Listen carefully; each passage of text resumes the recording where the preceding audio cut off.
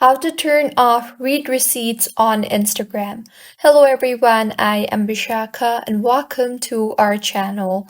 I will take you through the step-by-step process on how to turn off read receipts on Instagram. Now, let's get right into the tutorial. Firstly, go ahead and open the Instagram application on your device and make sure you are signed in. Now go ahead and tap on your profile icon on the bottom right of your screen. You will be led to your profile.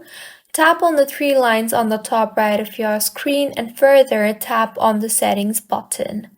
Under Instagram settings, tap on the notification option. In the interface that you will be led to, you will see the option for messages. Tap on that. Now go ahead and select the off option for message requests and messages from individual and group chats.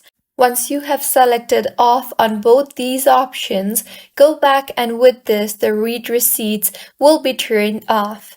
So this is how you can turn off read receipts on Instagram. If you find this tutorial helpful, please make sure to like the video and do subscribe to our channel for more contents like this. Thank you for staying with us until the end.